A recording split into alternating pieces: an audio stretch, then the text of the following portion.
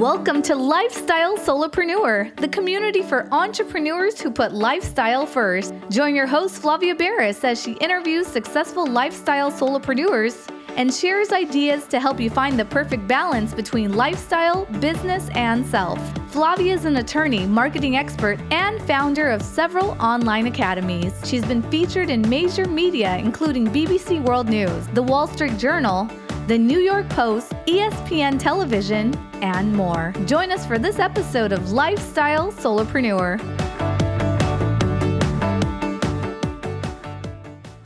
Hey, Lifestyle Solopreneurs. Today we get to speak with Tiffany Rosik. She's the CEO of TGR Management Consulting and a trusted advisor to Fortune 1000 companies. She tackles complex projects by fostering high-performance teams that deliver results. Tiffany is passionate about helping women achieve their full workplace potential by serving as a mentor, coach, and leader for them. Her book, titled That's Not the Help I Need, bridges the theory-practice gap, empowering women to thrive in the real world. Welcome to the show, Tiffany. Thank you for having me. I'm very excited to be here. It's awesome to have you here. I just love hearing stories like yours because I know you've done the corporate thing. You're now a solopreneur. I want to hear a little bit about how you bridged that gap. How did you get here? Oh, I love telling the story. So I like to tell folks that I grew up on the software side and technology, primarily in healthcare, bringing forward all those solutions like EHRs, EMRs, e-prescribing, all the things that we're used to today when we walk into a doctor's office. And at one point, I was working for a consulting company. And working in a consulting company is a little bit different than working in an organization. So a consulting week expects about 45 to 50 hours a week of your time. And they're expecting that 40 of those hours are going to be billable to a client. So it's a little bit, it can be in a very intense environment. Many consulting opportunities require travel. And I was at a point in my life when I was working for this consulting company where I had two kids that were in grade school. They were just starting into sports. And so the demands on my time were increasing. And I hit a point, an inflection point with this particular company where they were closing the line of business that I was working in, that I was passionate about. And they offered me an opportunity in a different line of business that I knew nothing about. And I would essentially be starting from the bottom, really learning the space, being that new kid on the block in that particular industry. And when you're a consultant, you don't really want to be the new kid on the block. They're expecting you to come with knowledge and experience and being that authority in the room, if you will.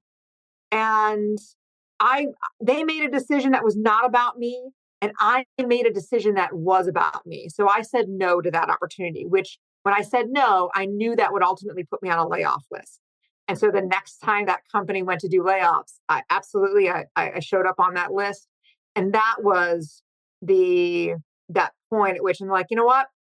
I think I'm going to try something different. And that led me down the path of starting my own consulting company. And so are you in that same field that you were? So did you stick to the same industry and type of consulting? You just do it now for yourself as your own boss instead of doing it for a company, or did you go in a different direction? I'm doing the same type of consulting, but it's not industry specific.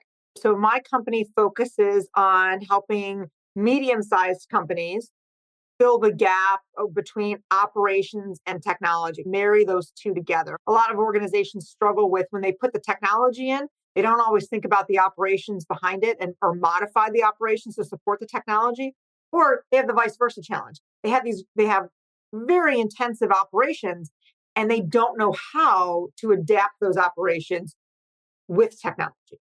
So that's really where we support, and we're industry agnostic because the challenges they experience are the same.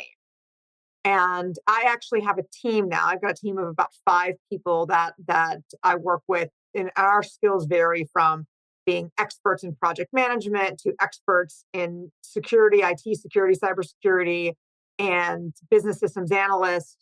And so that's what we bring to the table for all of those companies, regardless of what space. I find it so interesting when people start off in that corporate mentality, right? You report to people. And then once you go out on your own, you still report to people, but now you really only report to your clients versus reporting both to your clients and also like upper management. So, what are some of the surprises you've had along the way and some of the downsides of having gone independent versus some of the benefits? Because it's not always a fairy tale. So, some people may actually opt to stay in corporate America if they hear some of the pros and cons. But give me a little bit about that because I love hearing from people who've been through it to see what those challenges were and what the pros and cons of that decision were. Yeah. So for me, I always think of myself as being a bold person, but I found that I had to be bolder in having conversations. Right? Trying when you're selling your services, initially when you start out, you're selling yourself. And it is very awkward to sell yourself and have to repeatedly sell yourself. I think we're all in practice of interviewing and putting ourselves forward one time to get that one job in that one company. And then after that, our experience in the company may help promote us and move us forward. But to have to go out every day and put a sales hat on and have to repeat your value every day to every new prospect that you have. And in some cases, it doesn't resonate, or you hear no, or they just don't, maybe you're not using the right words to demonstrate your value. It's really hard to do. And it takes some self confidence and a little bit of that. Okay, I'm going to pick myself up by my bootstraps today and dust myself off, and we're going to do this again tomorrow, and I'm going to try it differently tomorrow. Right. No, definitely. Go on. And then I think the second part of it is the math problem that we all think about because we all need to make money, we all need to live, we all have house, car, rent, whatever it is, expenses that we need to pay for. So I think the hardest part for people to get past is the math problem. What is the equation that I have to put together to make the money that I need to make to sustain the life that I'm either currently living or that I ultimately want to live? And for me, it started out as an hourly rate. And I could figure out, okay, what my hourly rate was, what was the dollar amount I needed to make a month or a year to pay all the bills and have the health insurance and those things. But then after that, as I started to think a little bit bigger about the business, it was how many clients do I need to have in a calendar year to consider myself successful? And it doesn't necessarily have to be a big number. I decided pretty early on that I didn't want to empire build. I just, if I could get 6 clients a year and they could spend X number of dollars with me, then that was a good year. And that was okay. I think there's a lot of people who don't really think of the numbers. And I don't know if it's, and you come from like the technology world, so maybe data, numbers, the math of it all makes a lot of sense or was intuitive. But I know a lot of entrepreneurs who head into it with more of a come what may, let's see what happens. Let's just, if someone says, what do you need to gross this year? They're like, just as much as I possibly can, but just not wanting to name a number. But I'm with you. I think it's actually really helpful to have goals, to have written numbers, to be able to see the math, to be able to have something to achieve, to know if you were over or under at the end of the year. So I love that. And I know you help people, you help women achieve their full potential. Talk to us a little bit about how you do that and what it is that you help them with. So along the way, I've had a number of people informally reach out to me in mentoring situations. Right? They're just curious how I overcame a particular situation, much like the conversation we're having about how did I get started starting my own company. And I found over time that the conversations were really all of the same. There were a lot of the same questions out there. And then there was always that one question that everybody wanted to ask, but very few were bold enough to ask, which is money. How do I get more money? And to your point about having numbers, it's not always about making the most amount of money. It's about creating a situation where you are valued in different areas of your life and you can add value in different areas of your life. And I think looking at the dollars versus the value is an important conversation to have as well. You wrote So, a book, which, oh, go ahead. oh, no, go ahead. No, you wrote a book, and I'm curious if some of what you're talking about now is in that book or if that book's on a different topic. If it's on a different topic, let's hold off and talk about the book later. But go ahead, Yeah. finish where you were. So I did write a book called That's Not the Help I Need. And the intent behind the book was I kept on having similar conversations with people. So my intention was I wanted to write a book in a way that that if you had reached out to me and said, Tiffany, I have this challenging manager. They won't promote me. I really think I'm ready for the next level, and they just won't promote me. That if we went out for a cup of coffee, these are the things that I would tell you. It would be a very frank conversation around the things that I would tell you. So in my book, I am talking about being opportunistic in the workplace and in asking for work and how you go about asking for work. Performance reviews. One of the really challenging areas in performance reviews is that self-evaluation, and then understanding and interpreting when somebody else is evaluating you and what of that information is truly valuable and actionable. And then I'm also talking about how you craft your compensation conversation, right? Everybody has value that they're bringing into an organization, but if you're not putting it in the frame that the business can understand and really see that value you're bringing every day, you're going to have a hard time getting more money and asking for better compensation for the work that you're doing. So that's the sort of the breadth of the book around mentoring. So I love hearing kind of use cases. So tell us maybe a client story. Obviously, you have to keep it anonymous, so it can't be one where someone would hear the story and go, I know who that is. But what is one of these stories of just helping somebody through a difficult and challenging issue where you were able to coach them to a result that really just changed their life, or maybe just the trajectory of their career, which can be so life-changing in and of itself? Yeah, absolutely. One of my favorite stories to tell is one of my clients. I got an opportunity to work closely with a woman who was driving digital transformation in this organization. And it got to a point where she really felt like she had hit her own ceiling in this company.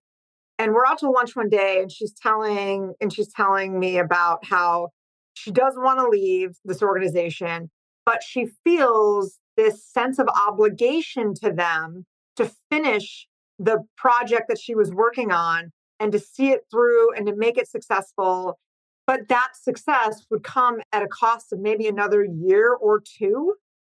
And she was already in a situation where she just felt like she had outgrown it, and it was just becoming challenging every day. And so we talked it through, and I said, why? Why do you feel like you need to wait and see this through and go another year or 2 years? And we talked through that. And I think women, we always want to leave things in a neat, tidy bow. We want to clean up after ourselves, right? We want to leave the space better than how we found it.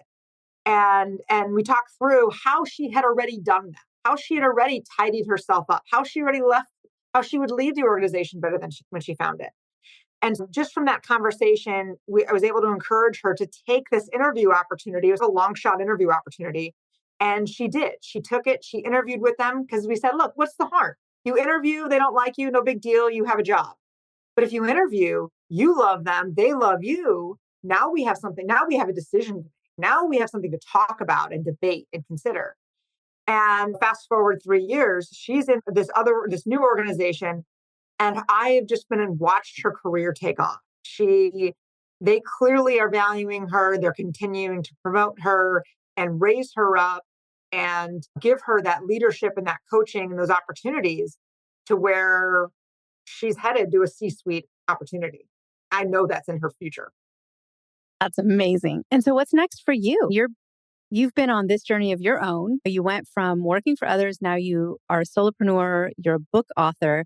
What do you see? What are you setting your sights on as your big goals coming up? I'm at a point in my life where I have two boys that are now in high school. I have one that will be graduating high school. And that's a really exciting time. And to be able to be present, to participate in the process of applying to colleges and selecting colleges and visiting colleges, right? That's really important to me. I won't get those out. That time doesn't come back. So from a personal perspective, the book had great timing because it allowed me to focus on writing the book. As I look forward into 2025, I think there's more work to be done in my business. And again, pursuing new opportunities with the business and securing client work for my team. And then I'm looking to take on some speaking opportunities with the book.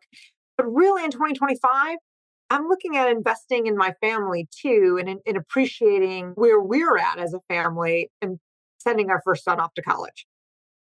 Oh, so much exciting stuff in the works for you. What kind of clients are you seeking? So if you could describe an ideal client, Who would that client be? Because maybe that client is listening now.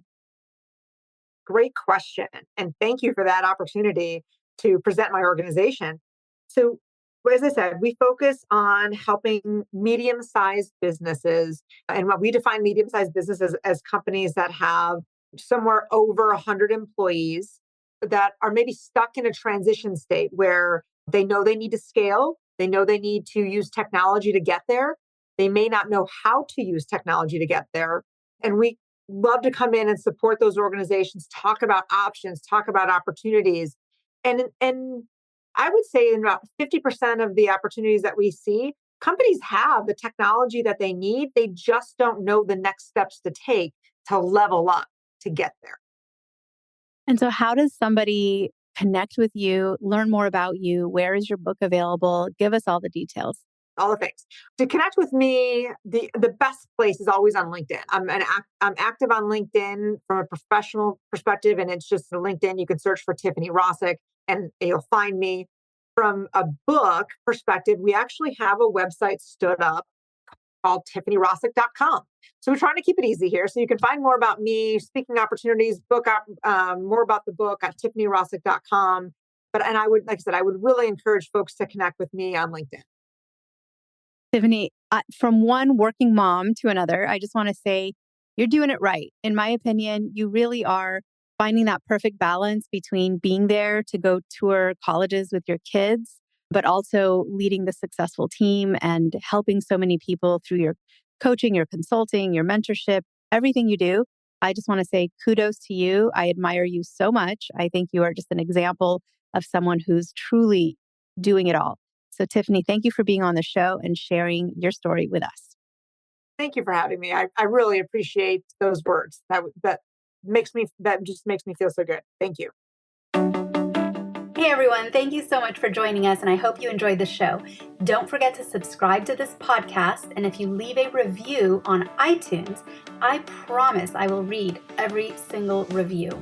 If you know someone who makes a full-time living from part-time work, and maybe this is you, please visit lifestylesolopreneur.com to nominate a guest or to nominate yourself. Because remember this, money doesn't buy happiness, but money in the hands of a happy person, there is no greater tool.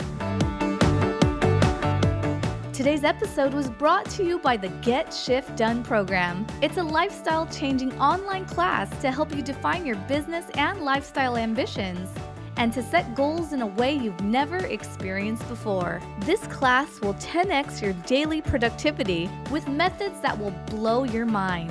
And if you use the coupon code podcast, the class tuition is 99% off. Visit GetShiftDone.com to enroll today.